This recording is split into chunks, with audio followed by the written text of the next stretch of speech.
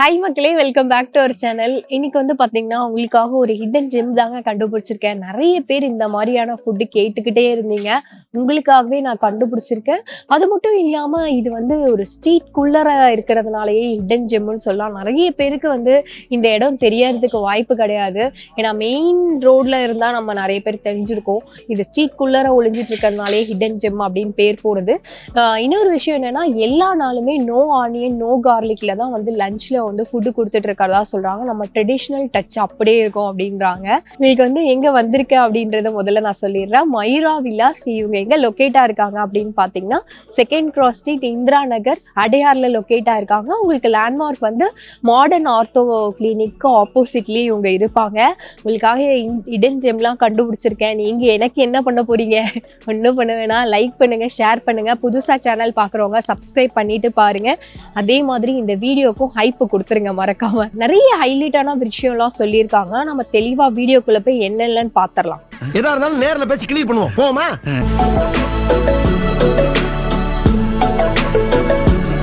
Restaurant ambience பார்த்தீங்கன்னா ரொம்ப சிம்பிளாக சின்ன இடத்த எப்படியெல்லாம் யூட்டிலைஸ் பண்ணிக்கணுமோ அந்த மாதிரி பண்ணியிருக்காங்க.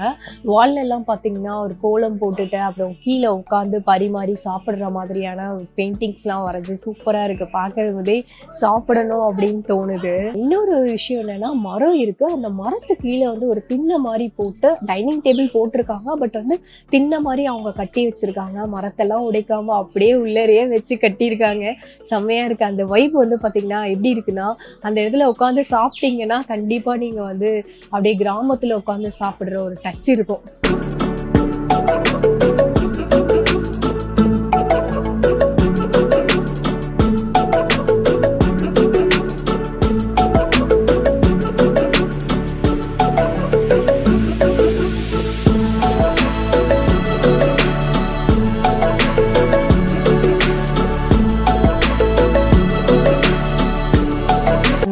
பரிமாறிட்டாங்க. என்னெல்லாம் வருது அப்படின்றத நான் சொல்லிடுறேன். அப்போ வெயில் வச்சிருக்காங்க. அதுக்கு முன்னாடியே ஊருக்கா இருக்கு. இது என்ன ஊருக்கான்னு தெரியல, டேஸ்ட் பண்ணி பார்ப்போம். இது வந்து மஞ்சள் பூசணிக்காய் கூட்டு, உருளைக்கிழங்கு கறி, அப்பளம், கத்திரிக்காய், வேர்க்கடலை போட்டு சாம்பார், சேமியா பாயசம் கொடுத்துருக்காங்க. பாயசத்தையே மறந்துட்டேன்.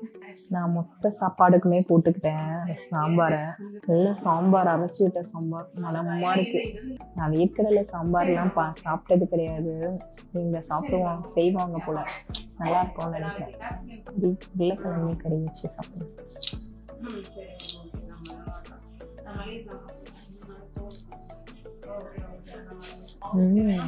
வேர்க்கடலை வந்து இந்த பச்சை வேர்க்கடலை வேக வச்சு அப்படியே சேர்த்திருக்காங்க.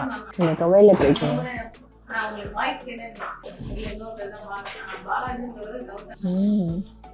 இவங்க வந்து தினைக்குமே லஞ்சுக்கு நோ ஆனியன், நோ கார்லிக் இது சாப்பாடுல இருக்கவே இருக்காதுன்றாங்க. நல்லா இருக்குங்க. எனக்கு ரொம்ப பிடிச்சிருக்கு சாம்பாரோட டேஸ்ட். இந்த அரைச்சி விட்ட சாம்பார் என்னால் வீட்டில எல்லாம் செய்யவே முடியாது. எனக்கு இந்த ரெசிபியே தெரியாது. ஆக்சுவலி சாம்பாரே இன்னொரு ரவுண்ட் சாப்பிட்லான்னு தோணுது. இந்த உருளைக்கிழங்கு கறி பற்றி நான் சொல்லவே இல்லை. ஆக்சுவலாக வந்து நல்லா தக்காளியெல்லாம் நிறைய போட்டிருக்காங்க. சாம்பாருக்கு பர்ஃபெக்ட் மேட்ச் இந்த உருளைக்கிழங்கு கறி. இன்னும் கொஞ்சம் போதும். இந்த மிளகு குழம்பு அப்படியே அந்த பக்கம் கிராஸ் பண்ணும்போதே நல்ல ஒரு மனம் இருந்துச்சு. சாம்பாருக்கும் நான் இதை தான் சொன்னேன் இல்லையா. மஞ்சள் பூசணிக்காய் நம்ம அவ்வளோவா சேர்த்துக்க மாட்டோம். சாம்பார் கொண்டி போடுவோம். கூட்டுலாம் நான் செய்ய மாட்டேன். குழம்பும் நல்லா இருக்கும் போலயே. சான்ஸே இல்லை. இந்த கூட்டுமே அம்சமா இருக்கு. மிளகு குழம்பும் அல்டிமேட்டுங்க. சான்ஸே கிடையாது. பயங்கரமா இருக்கு. இந்த கிளைமேட்டுக்கு ஏற்ற மாதிரி நல்லா மிளகு ஃபைனாக அரைச்சிட்டு இருக்காங்க.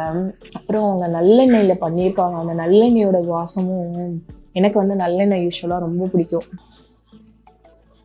மிளகு குழம்பு பிளெண்ட் ஆயிடுச்சு குழம்பு. லாஸ்ட்டாக வெல்லம் விட்டுருப்பாங்கல்ல, அதோட ஸ்வீட்னஸ்ஸு ஃபஸ்ட்டு பைட்டு வாய்க்குள்ளே போட்டோடனே அந்த மிளகு காரம் விழுந்ததுக்கப்புறம் அந்த ஸ்வீட்னஸ்ஸு எக்ஸ்பிளைன் பண்ணுறதுக்கு வார்த்தையே இல்லை.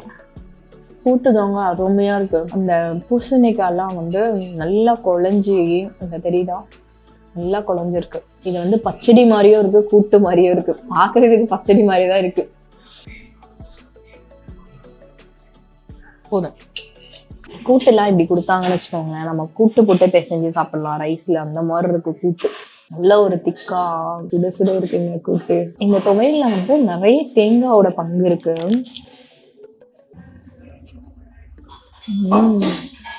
மிளகு ரசம், மிளகு குழம்பு, மிளகு ரசம் எனக்கு ஏத்த மாதிரி இருக்கு. இந்த துவையல் நான் பத்தி சொன்னல, வரமிளகா, கடலைப்பருப்பு நிறைய போட்டிருக்காங்க துவையல்ல. வரமிளகா, தேங்காய், புதினா. புதினாவோட பங்கும் கம்மியா தான் இருக்கு. பருப்பு பருப்பு துவையல் மாதிரி இருக்கு. இந்த உருளைக்கிழங்கு கறி என்ன பண்ணுச்சு, ரசமும் தெய்வா மருந்தவங்க. ஊறுகாய்னா ஊறுகாய்னு தெரியலையா, இஞ்சி ஊறுகாய் இதுவும் இவங்க ப்ரிப்பேர் பண்றது போல. இஞ்சி வந்து தொக்கு மாதிரி பண்ணி சூப்பரா இருக்குப்பா. ஃபர்ஸ்டே சாம்பார் கூட ட்ரை பண்ணிருக்கேன் போல. நான் வந்து மோர் சாப்பிடலாம் அப்படின்னு நினைச்சேன், மோர் கூட ட்ரை பண்ணலாம். மோர் நல்லா திக்கா இருக்குங்க. இதுக்காண்டி நான் இதை போட்டேன்னா, இல்லை வேணாம் கூட்டு போதும். எதுக்காண்டி நான் போட்டேன்னா, இந்த இஞ்சி ஊறுகாய் மோருக்கு சூப்பரா இருக்கும். மோர் திக்கா இருக்கு நான் சொன்ன மாதிரியே. ஆனா கொஞ்சம் உப்பு குடிக்கிறீங்களா?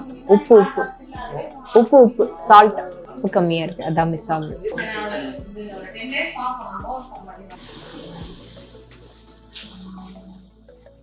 இஞ்சி ஊறுகாய் தான் வேற லெவல். அந்த காயெல்லாம் இருக்கு, இலைய காலி பண்ணும். ஊறுகாய் மட்டும் நிறைய பேர் இந்த சரௌண்டிங்ஸ்ல இருக்கவங்க வந்து வாங்கிட்டு போறாங்க. வாட்ஸ்அப் குரூப் இருக்கான், டிஃபராகவே என்ன மெனு அப்படின்றத அப்டேட் பண்ணிடுவாங்களாம். அது என்ன நம்பர் அப்படின்றத நான் டிஸ்கிரிப்ஷன்ல கொடுக்குறேன். ஃபைனலாக அவங்களோட பாயசம் எல்லாம் செம்ம திக்கா இருக்கும் போல. இங்க பாருங்க, அவங்க நெய் விட்டு வறுக்கும் போதே பார்த்தேன், சுடா வேற இருக்கு. நெய் வந்து பால்ல மிதக்கிறது தெரியுது. நல்லா திக்காவும் இருக்கு பாயசம். அது வந்து சூடா சாப்பிடும்போது அது ஒரு தனி டேஸ்ட். சுட சுட இருக்க பாயசம் வேற லெவல். அதாவது திக்கான பால்ல இல்லை கீ எல்லாம் தூக்கலா போட்டு வறுத்து போட்டிருக்காங்க. முந்திரி சேமியா டக்குன்னு வர மாட்டேங்குது. எனக்கு ரொம்ப பிடிச்சிருக்கு பாயசம், கீழே வைக்க மனசு இல்லைங்க. நல்ல ஒரு அருமையான பால் பாயசம். ஆக்சுவலாக வந்து ஒரு ஒரு டிஷ்ஷஸுமே தனித்தனியாக ஒரு யூனிக்கான டேஸ்ட்டு. பயங்கரமாக இருந்துச்சுங்க. எனக்கு அந்த வேர்க்கடலை போட்ட வேர்க்கடலை கத்திரிக்காய் சாம்பார்லேருந்து அடுத்தது நான் வத்த குழம்பு சொன்னேன் இல்லையா, அந்த மிளகு குழம்பு ஆகட்டும், எல்லாமே வந்து பார்த்திங்கன்னா சரியான டேஸ்ட்டு. அதே மாதிரி மஞ்சள் பூசணிக்காய், நம்ம வெள்ளை பூசணிக்காய்லாம் வந்து நிறைய கூட்டு சாப்பிட்ருக்கேன். அந்த மஞ்சள் பூசணிக்காய் கூட்டு வந்து அட்டகாசமாக இருந்துச்சு. அப்படியே அதை பச்சடின்னு சொல்கிறதா கூட்டுன்னு சொல்கிறதா அந்த மாதிரி ஒரு பதத்தில் கொடுத்துருந்தாங்க. அதே மாதிரி உருளைக்கிழங்கு கறியுமே நல்லா இருந்துச்சு. அந்த சாம்பார் கூட வந்து சாப்பிடும்போது நல்லா நிறைய தக்காளி எல்லாம் போட்டு ஒரு மாதிரி புளிப்பாக பண்ணியிருந்தாங்க. எனக்கு ரொம்ப பிடிச்சிருந்தேன். அதான் ஒரு ஒரு டிஷ்ஷஸ்க்கும் ஒரு ஒரு தனி டேஸ்ட் கொடுத்துருந்தாங்க. நான் வந்து இவ்வளோ பேசுனதுனால ரொம்ப ஹைப்பு கொடுக்குறேன் அப்படின்னு நினைக்காதீங்க. நேரடியாகவோ இல்லை ஆன்லைன்லேயோ ஆர்டர் பண்ணி சாப்பிட்டு பாருங்க. ஒரு தரமான ஃபுட்டுங்க, ஒரு சாத்விகமான உணவுன்னு சொல்லுவாங்களா, அந்த மாதிரி ஃபுட்டு தான். எல்லாமே நல்லா இருந்துச்சு. எனக்கு அவங்க போட்ட ரைஸ் குவாலிட்டிலேருந்து எல்லாமே பிடிச்சிருந்தது. நிஜமாவே இந்த ப்ரைஸ்க்கு செம்ம ஒர்த்துன்னு ஃபீல் ஆச்சு. ப்ரைஸே முதல்ல சொல்லலை, 158 rupees கொடுக்குறாங்க ப்ரைஸு. உங்களுக்கு வந்து பார்சல்னா ஒரு 10-20 rupees எக்ஸ்ட்ரா சார்ஜ் ஆகும். ஸோ வந்து இந்த இடத்துல ஸ்பெசிஃபிக்காக வந்து சாப்பிட்டு பாருங்க, கண்டிப்பாக உங்களுக்கு பிடிக்கும். ஏன்னா எனக்கு நான் 100 இல்லை 200% இந்த மீல்ஸ் வந்து ரொம்ப ஒரு சாட்டிஸ்ஃபையான ஒரு ஃபுட்டாக எனக்கு தெரிஞ்சுது. நிறைய பேர் வந்து எனக்கு ரெக்கமெண்டும் பண்ணுறீங்க. ஆனால் நான் வந்து கேட்டிருக்கேன் ஓனர்கிட்ட, அவங்க பர்மிஷன் கொடுத்தா தானே நான் போய் வீடியோ எடுக்க முடியும். ஒரு 5-6 இடங்கள்ல வந்து பர்மிஷன் கேட்டு வச்சுருக்கேன். ஸோ வந்து ஃபஸ்ட்டு உங்களுக்கு தேங்க் பண்ணிக்கிறேன். நிறைய பேர் நிறைய இடம் வந்து ரெஃபர் பண்ணீங்க. அது வந்து நான் எல்லா இடத்தையுமே நான் ட்ரை பண்ணிட்டு தான் இருக்கேன். கண்டிப்பாக வந்து கூடிய சீக்கிரமே உங்களுக்கு வீடியோ எடுக்கிறதுக்கு பர்மிஷன் கிடச்சிடும். இன்னமும் ரெஃபர் பண்ணணும் நான் எதிர்பார்க்குறேன். நீங்கள் வந்து ரெஃபர் பண்ணுறீங்க, ரொம்ப தேங்க்ஸ். நிறைய பேர் வாட்ஸ்அப்பில் வந்து தனியாக கான்டாக்ட் பண்ணிலாம் சொல்கிறாங்க, இந்த இடத்துக்கு போங்க அந்த இடத்துக்கு போங்க அப்படின்னு சொல்லிட்டு. ஒருத்தவங்க பேரையும் தனியாக சொல்ல முடியாது இல்லையா, அதனால ஃபஸ்ட்டு தேங்க்ஸ். இதே மாதிரி நான் வேற ஒரு சுவாரஸ்யமான வீடியோவில் சந்திக்கலாம். பாய்ங்க.